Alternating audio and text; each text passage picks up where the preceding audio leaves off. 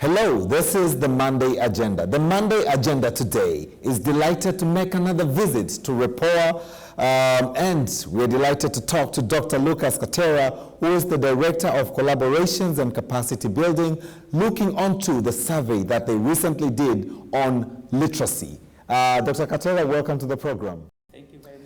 Maybe before we speak about this survey, Dr. Katera, I'm sure my viewers would be very keen to know who is this Dr. Lucas Katera and your capacity, of course, I've mentioned, but your role at Repoa. Thank you very much. As you mentioned correctly, my name is Lucas Katera. I am a Director of Capacity Building and Collaborative Research. As you may be aware, Repoa is a research and capacity building institution. Of course, we are focusing on research around the growth, inclusive growth and development. So my focus, actually my area, is to ensure that we have research capacity in the country. So in doing so, I coordinate collaborative research. This year, the research that we normally do with foreign institutions that have higher capacity than we have. Therefore, in teaming up, we build local research capacity. But also, I am also coordinating the trainings. We usually train young researchers on areas around research methodology, around the writing skills, around the issues on research. So when it comes to capacity building, I am the coordinating unit. So basically that is the role I play. And how long have you worked with Repoa, Doctor? I've been with Repoa for about 20 years now. 20 years? Yes. Wow. So you're almost, as we celebrate 25 years of Repoa, you're almost celebrating the same. This means that I joined Repoa when it was about 5-6 years. Yes, putting up the strong foundation that we celebrate today. Absolutely. Doctor, you had recently worked together with the Ministry of Education and the World Bank on illiteracy, and World Illiteracy Day was commemorated on the 8th of September. So tell us, what was the theme first of this study? Yeah, the study was called the Indicators for Service Delivery Indicators Survey. Okay. And this survey basically aimed at benchmarking service delivery indicators against which you can measure impact in the future. Okay. The initial focus was on health and education, but I think the discussion now will be on the education indicators. Okay, but you've done education and health. Yes. Okay, I will probably find more time to also discuss health. Yes. Because these two sectors are really my passion. I'm passionate on them. You are very much welcome. Yes. So tell us more about the study. Yeah, this study is done actually in 5 African countries. The pilot was done in 2010 in Tanzania and Senegal. The results were very appealing and informed now the rollout to other countries. The first round actually was done in 2014, the second round in 2017. So we are lucky that Tanzania can track development of these indicators for 3 waves of the survey, 2010, 2014, and 2017. Okay. Yeah, but the other countries, except Senegal and Tanzania, they can track for 2 years. Okay.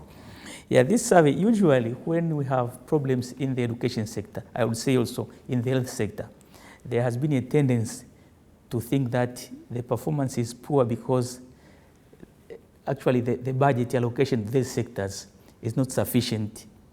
But then there was another methodology and the other studies that have been done elsewhere to see that the problem and realize that the problem might not necessarily be in the budget side. There could be other problems. So the studies informed that it could be also the problem of budget, definitely, but it also could be the problem of expertise of those who are delivering service. Are they competent enough to deliver the required services? Okay. But also, it's about the commitment. You can have the good budget allocated to a sector, but then people are not committed. Mm-hmm. They are not at the school when they are supposed to be there.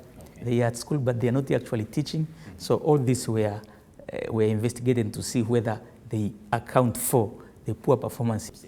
Doctor, you've mentioned pertinent issues. And I wouldn't really wish to, and I won't be doing justice to the program if I do not give each issue the prominence of time it deserves. So let's go on to the first issue. You said the first measure was on budget. On the budget. Yes. If the budget allocated to the education sector is sufficient to address the challenges of education. Is it sufficient? That was the question. Is it sufficient? Yes, that was the question. Okay. But of course, that was really the area that everyone is thinking that poor performance in the sector is because the budget is not sufficiently enough to deliver the. So these issues are vis-a-vis the performance of the sectoral performance. Exactly. Okay, so the budget allocated to the Ministry of Education vis-a-vis the performance of the education sector. Exactly. Okay, all right, I'm interested on that. So we will go to the second and third and fourth issue. Let's start with that. The budget, be it governmental, be it even your personal budget, Dr. Lucas, the budget is never enough. But I'm happy to learn what were some of the findings in relation to the budget allocated to the education sector. Yeah, basically, if you look at the sectors, education and also health, but mostly in education, has been taking it's one of the sectors that has been taking the biggest budget overall. Correct. I mean, the percentage of budget allocated to the education sector has been the biggest. Of course, it comprised many levels. You have the primary, you have secondary, you have tertiary education, and with the loans at the tertiary education, the budget is becoming too huge. Okay. Yeah, but then the challenge that we have seen in the over time it has been increasing. Of course, not at the level that is required. Okay. Yeah, but then it's increasing over time. However, yes, there has been some challenges on the way when it comes from the central until the service unit. Some studies have indicated that there are leakages here and there, which eventually results into the money that ends up at the unit level to be less than actually what had been planned before. Okay. Doctor, from your explanation, and allow me to interject, the loopholes have continued to decrease the allocated amount of the budget. So that means there's a possibility, there's a chance that the money that has been allocated, the loopholes, have reduced that amount and hence reduced the efficiency of the education sector. Is that true? Is that one of the findings? Partly, yes. Okay. Partly, yes. All right. Yeah, but there are several other reasons that I explained. The poor performance. And you did mention at the beginning that you've had this survey looking onto the very same indicator on the budget, first and foremost. You've done this in 2010, 2014, and 2017. Did the findings that you got this year still reflect the same for the previous studies as well? Actually, most of the indicators indicate that there have been improvements over time. And some of the indicators are improving faster than the others, but some of them, I mean, the change are quite insignificant. Okay. Yeah, but then on average, on general term, is that there has been improvements of these indicators, of budget indicators, allocation, and of course control of the leakages from 2010, 2014, and 2017. If you look onto the variance, Doctor, what the education sector needs and what the government allocates, how are we faring? Are we saying that we are probably 30% short, 40% short? I don't have exactly figure, but what is quite clear is that always disbursement has been shortfall of the actual allocation. And the loophole. Exactly, and this has been actually for almost all sectors, not the education sector itself. And this is because actually we spend the money after collecting them. We plan when we don't have money, but then spending is when you actually get the money. And it definitely, here and there, the budget, the collection has not met the needed expenditure. And of course, we have also good support from development partners, but all this is a shortfall of the actual needs. But of all the indicators, what would you say the contribution of budgets towards the declining of the service in the education sector? What percentage would you say that because of shortfall in budget, the education sector has been hit by 10%? So many percentage. I think it's difficult to answer that question, but generally you always really see that there has been shortages. Yeah, I mean, the number of classrooms are quite, despite all the efforts that the government has made to ensure that they increase the number of classrooms, given the advocates and of course the civic education on the importance of taking children to school, which has actually resulted into more people demanding school and therefore enrollment increasing. That one has pushed for the government demand to build more schools. That one has happened, but of course it is still not yet at the level of the demand. So you could see that infrastructure is increasing, but not at the rate of increasing the demand for the rates. And this is basically budget allocation. It's budget allocation. Let's go to the next issue, Doctor. Yes. Now, so we've tackled the budget. Maybe we'll come back to it. What was the other issue that you are looking at? The other indicator is really on the infrastructure availability. Yes, infrastructure availability is very important. I mean, this was really about ensuring that the school has basic infrastructure, has electricity, has toilets that meet standard of the school. There are textbooks for teaching, for teachers and for pupils, and those are the things that we were investigating. Water at the school, because it has implications. You know, hygiene requires that you have water at school. Children can access the best toilets, and then they don't have to, you know, ladies also, they require specific type of toilets, and probably with more number of pit latrines than the male children. So all these are the basic indicators. They should meet some minimum standards. So when you look at it, so we had results around this.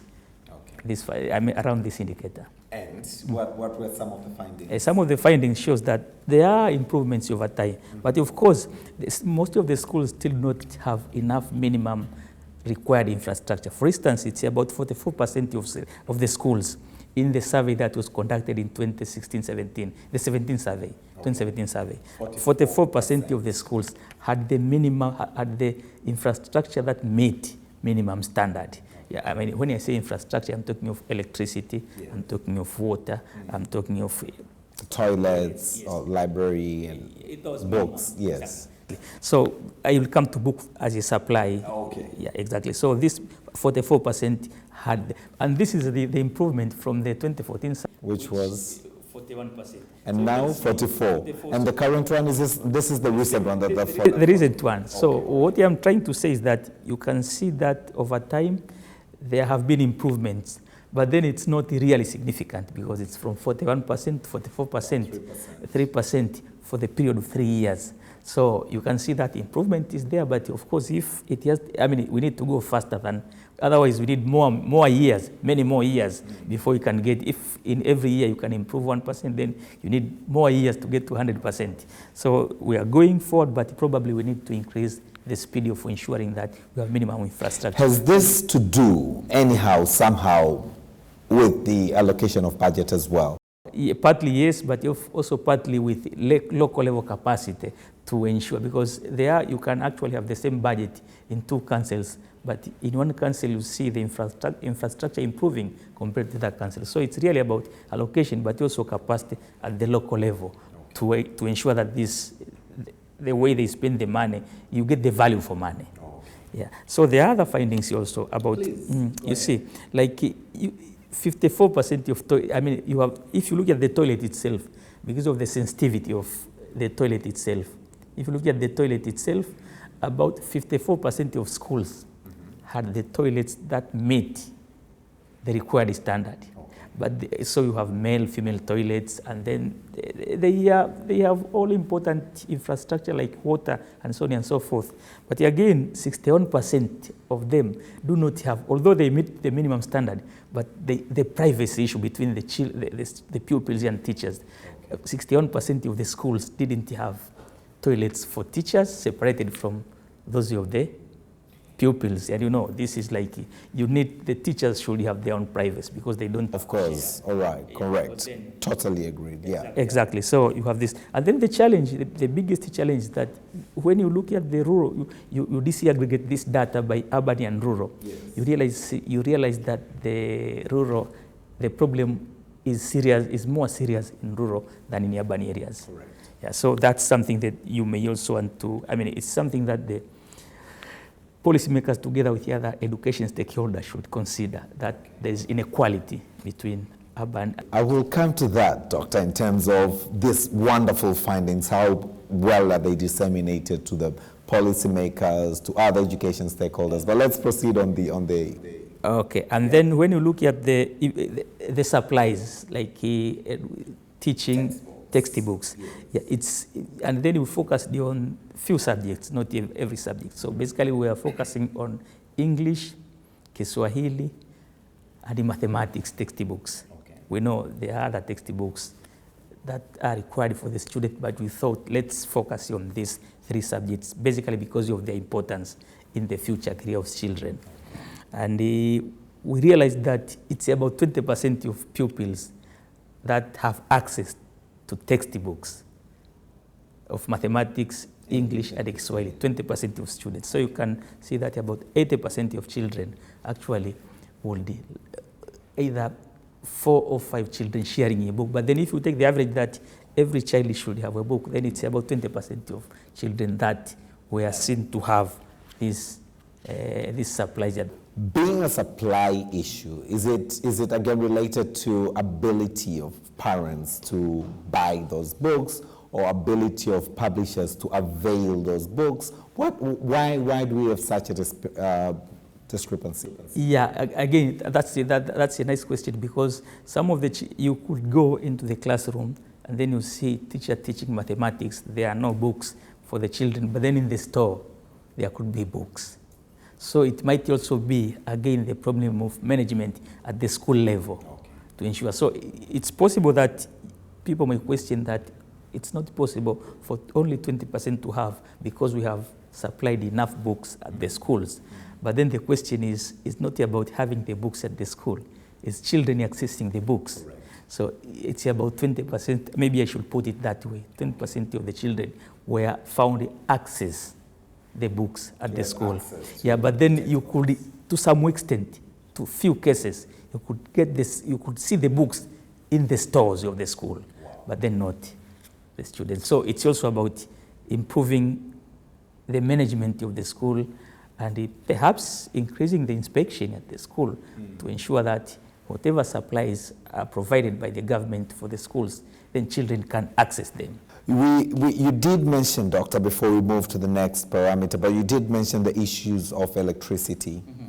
I'm not saying that electricity is not important on my next question as we move to the next indicator, but I'm trying to imagine a student, why would they require, example, lights if they do if there's day scholars, for instance?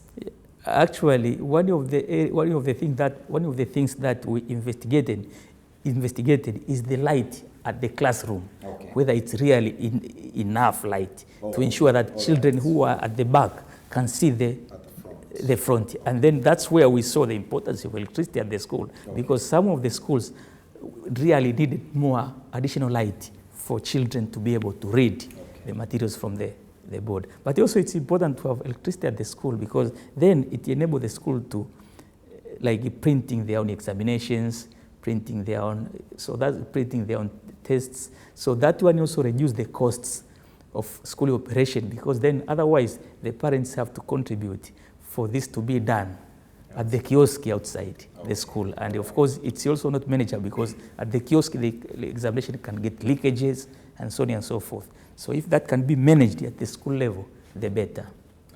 The next indicator, Doctor? The next indicator is about efforts. Efforts of the school. Again, it was, people were overlooking efforts. Efforts, whether the teachers are spending their time at school actually teaching. Yeah, because they could be at school not teaching, doing their own businesses, and they could completely be absent of the school. And we used the kind of methodology. We had something called the announced visit.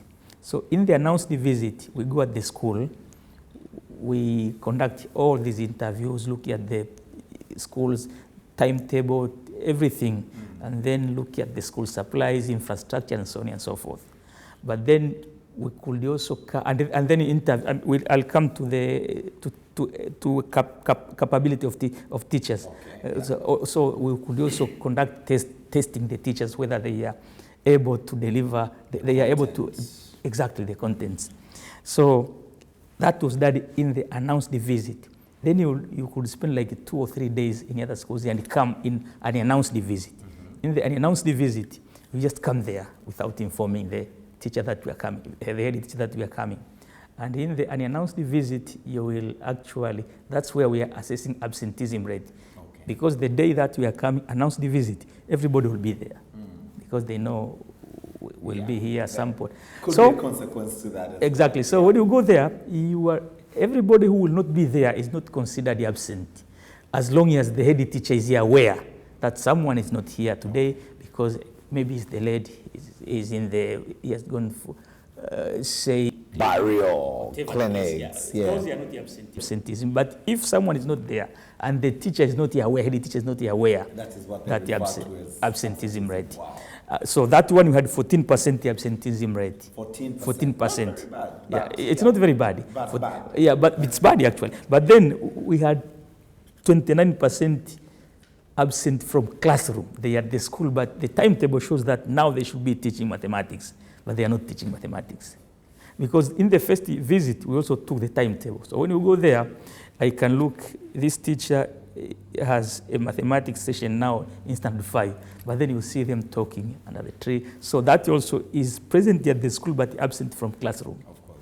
So in this case, in total, you get 43% absenteeism from classroom. That is close to 50%. Exactly, which is something that you need attention to that. Of course, again, over time, there are the actual improvement in these indicators, because in the survey that was conducted in 2014, you had 53% absenteeism rate from the classroom. Okay. When you combine absenteeism from school and absenteeism from classroom, even when you are at school, it was 53, but now it's 43. So we have 10 percentage point within 3 years, and we see that this is improvement.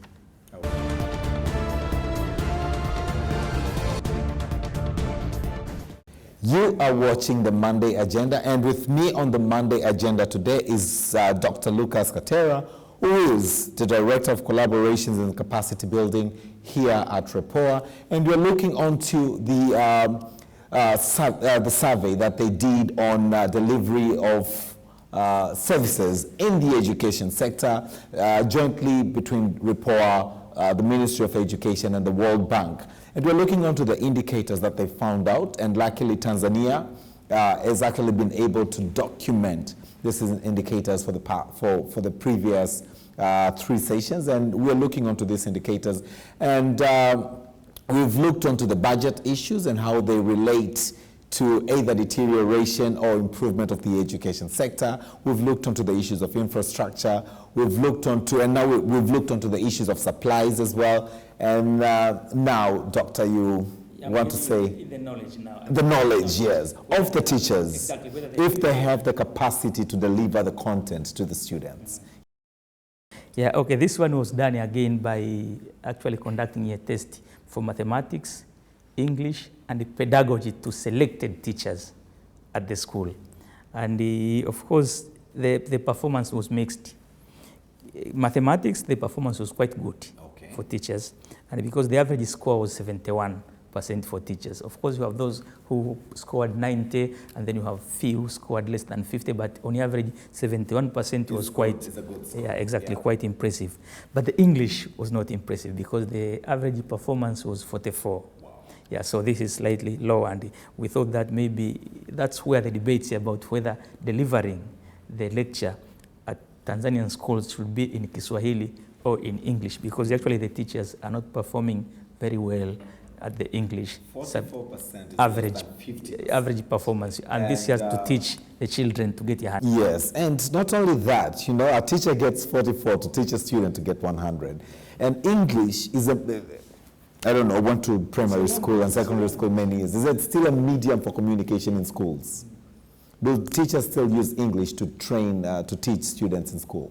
Yeah, these were public schools, and public schools, you know, the teaching of English as a subject, but then English is not an official language at the school. Okay. Yeah, so that's the thing. But then basically we had to test them because this one prepares children to go to secondary, where the median is English, and then from there, that's English. Kiswahili now turns to be the subject when you go to secondary school. But then mathematics in primary school is taught in Kiswahili, science in Kiswahili, all the other subjects in Kiswahili except English is a subject. So when you get to secondary, it's the other way around. Kiswahili is a subject, everything is taught in English. On an average, 44%. Okay. Yeah, and then we had another one which really also needed attention. It's pedagogy. Okay. Pedagogy is actually that skill of transferring knowledge from teacher to a pupil. Okay. So pedagogy was actually, performance was quite low. Average was 35%. Wow. Yeah, so this is an area of... If you're looking onto the English and pedagogy, yes, for the previous years as well, how are we? Exactly. Again, the good thing is that improvement in this subject, you have improvement, but the improvement is quite minimal. Actually, mathematics has been quite high consistently for the 3 surveys, and this has been quite low consistently. You find improvement of 1 to 2 percentage points for the span of 2 years, and we think that, okay, maybe more efforts are needed in this area to make sure that the education sector becomes competitive. Maybe not to bracket, so that my viewer and, of course, the policymakers, development partners, those in the education sector supporting the transformation and growth of the education sector. When you say more needs to be done, would you probably break it down? I'm trying to, the thing is that we are now, the world is becoming a village. Yes. And we can't isolate Tanzania from the rest of the world. So our children must be competitive internationally. Correct. Yeah, I am not saying we are not competitive, apparently, because this survey was done in Kenya, in Uganda, Nigeria, and Senegal. Okay. So when you look into cross-country of this, you really find that the problems we are facing in Tanzania is also common in many other countries. But that should not be an excuse for us to increase. We should take advantage that by actually surpassing other countries, we are making our children more competitive. So it's not like, okay, Kenya is also doing not very, Kenya was doing slightly better in in English, but then Tanzania was doing better in mathematics than Kenya. And of course, so we have common problems in these countries, but that should be taken as a challenge, and so that we can be able to compete with other countries. So when I say more should be done, I am trying to think, maybe it's looking at the world is changing very fast. And the curricula should also respond in the changing worlds, changes that are happening. So it's important to consider these things like, the government like setting a budget for on-job training for teachers, because some of them, you talk to them, they were last trained when they were in the colleges 20 years ago. There are a lot of changes that are happening now, and that will inform them to change. Some of them cannot use the computer, and I think it's important. So all these things will suggest, is what I'm saying, more need to be done. So it's like ensuring that you have on-job training, but also something like absenteeism. You can actually do well by increasing the inspection, strengthening the inspection department of the ministry, so that they can have also unannounced visits, several of them at the schools. Before Dr. Lucas, before you say let's have unannounced visits, have you gone to the core reason as to why they're absent? Was that part of the commission study?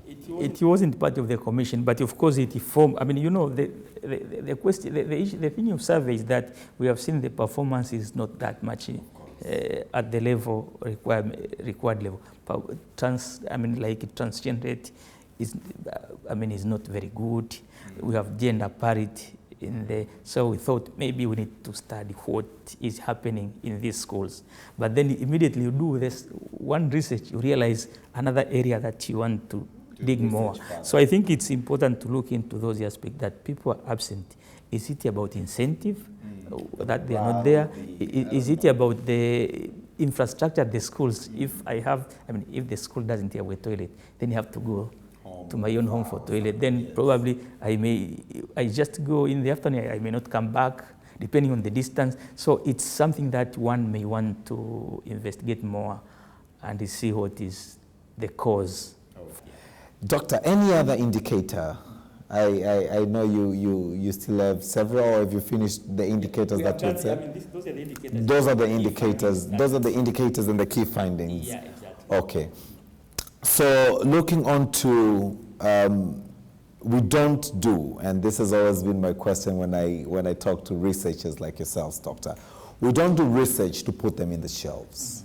We do research to inform, and then after inform, we also push to the best ability we can action so that, the recommendations are taken into consideration. I want to believe that your research went to as far as the recommendations, so you would like to cite a few recommendations based on the findings you've come with the study. Yeah, okay, let me mention a few recommendations, and perhaps then I will come back to what we have been doing to ensure that it's not being part of the documents in your shelves, yes, but it gets into the policies. Excellent. Yeah, of course, definitely I mentioned some of them in the discussion, like for instance, improve the inspection. We know like absenteeism from the school, for no reason, you can improve that by strengthening inspection. We know that there are inspection departments at the ministry level, at the local government level. There's the actual department that is responsible for inspection, zonal inspection department. So this one can be strengthened. But again, not knowing why they're absent, this then remains an hypothesis. Exactly. I want to believe. That's the thing. So probably, the department can think about studying more on why is it that they are absent, yeah, and if there are problems that are associated with the absenteeism, then they address them. Yeah. If it continues, then maybe now it's about behavior change, then improving inspection can do. So I fully agree that further analysis on why these people are absent from the schools is important. So that is an area that may need strengthening, but also infrastructure. Of course, the capacity building at the local level to ensure that you have value for money. Because at some point, I said it before, you may have money, the same amount of money allocated to two schools, but then you look into the infrastructure, the two schools, they are quite different. And then possibly you can also see that it's not about misusing the money, but maybe it's the capacity of identifying the right constructor. And so these are the things you may want to improve at the local level, but also improve also issues around the misuse of money if it's there. Okay. Yeah, so you can improve infrastructure at the local level. But of course, the teacher also should work at the decent environment. So ensure that the schools have infrastructure that is special for teachers. Okay. If they have to be separated, you have like, if you want to have you may wish to make sure that all the teachers have separate toilet from the students. They don't have to rush with the student, because even the respect of the student to teachers, it commands respect. Exactly, goes down. So those are the things you can improve. But also on the training, on job training is an important aspect that stakeholders, including the government, should consider. Okay. That you have the teachers after every 3 years, they do a refresh training to reflect what is actually happening in the world, to ensure that they are moving with the world. And if people are moving now from using, like, you can get the school that they cannot even use PowerPoint, many of them. But then it's the budget for a small computer and a projector. It's not that much big. And that one can simplify and increase incentive for teachers to teach, rather than using and of course, even the students taught that way can also be an incentive for them to increase their efforts to study. So, but this requires training. Even when you have the budget, but people haven't trained, you will see the projector and the computer at the head teacher's office, but it's not used because there's no one. So it's important to consider on-job training as part of the improvement. Yeah, exact part of improvement. Yes. Yeah. So let me come back to the other question about how do we make sure that our findings, these messages are getting. Right people, yeah, yes. Of course. Yeah, as a research institution, we are not able to push. But then what we are trying to do is to ensure that all the stakeholders can use your findings in their day-to-day activities. For instance, these findings have been presented to the government, where the top government officials in these ministries, Ministry of Education, where they're including permanent secretary, are there. So they get the messages and the suggestions. So, and then we can follow up with them. If, like here, we had a big report which was a bit technical and complicated, so we had to write a policy brief that actually pick key messages only for the policymakers, that these are findings, these are suggestions on addressing the problem. So that one we produce for them. But also we know the other stakeholders that are addressing educational needs. Institutions like Haki Elimu, organizations that are dealing with pushing the government and the other stakeholders to improve the education. So we also make sure that when we are presenting these findings to the government, they are part of that. And of course, you can always invite one of the person from the institution to be a discussant or to comment on the findings. So you have the main presentation, you have 3 or 4 people to comment on the findings, including the government, but also the civil society organizations that are focusing on the education. So in that way, we know Haki Elimu will use their results to push for their agenda, but the government will use their results to improve the way they interact with the education sector. So that's how we normally do. And we do this repeatedly, but also we use the media. For instance, like this kind of media, but also ensuring that whenever we do these presentations, we invite different media outlets to help us, because you will all do the presentation in Dar es Salaam or Dodoma, but then you want the people from Mbeya, Iringa to get these messages. And of course, it's also possible that they were part of the sample. So when they get this kind of information through the media, that's how we do to ensure that our outputs are getting. Okay. I mean, Dr. Lucas, I really commend on the great works that Repoa'S does. And I've spoken to the ED, Executive Director, several times, and I really told him that, Doctor, you know, this rich content that you're producing out there shouldn't just end up here. You should go there. And my question as to why, in relation to the answer you just provided, is because I'm looking onto the numbers that you've shared, 1% increase, 2% increase per year. And I'm wondering now, is it now the laxity of the government to take forward the action that you're proposing? Is it that the message is not disseminated thoroughly to them? Are you part and parcel of the think tank to advise the government on what next in the education sector? What next in the health sector, Doctor? Yeah, I think the challenge is that we are actually improving from the very low base. Okay. So you are starting pushing everything when you have demand of everything and you have limited budget. You are trying to... Limited budgets. Okay, all right. I wanted to make sure I heard that right. Yeah. You see, you are trying to sensitize children to go to school at the school age children. And it happens that you have children up to 12 years who have not been at the school. So if you are able to do this advertisement correctly, and if all of them were turned and start going to school, then you have a problem of infrastructure, does not meet the minimum standard. So you are actually trying to push many things at a go. And unfortunately, it's difficult to leave something aside. So, I mean, looking forward, what are we expecting is like now we have, for the last few years, since 2020, since 2000, when we started PRSP and the enrollment, we had this national education development plans, primary and secondary, primary PEDIP, secondary CEDIP, which actually increased the enrollment to a very large extent. And then during that time, you had a lot of children at home, bringing them back to school. And then now they are at school, you are now start missing the schools are overcrowded, classes are not enough. So you want to move now to improve. So initially we were discussing about really ensuring that you have the quantity enough. Now the discussion is going about the quality now. Quality. And the discussion is here about ensuring that children have enough space in school, they are not overcrowded. I mean, you have standard number of children in a classroom of a given size. This is the discussion. So, I mean, looking forward, you can see that there are efforts that are going on. So the speed may not actually meet the supply. That's the challenge. Doctor, I'm removing you for just this question. As a person, not as Repoa'S, so this statement is basically your own.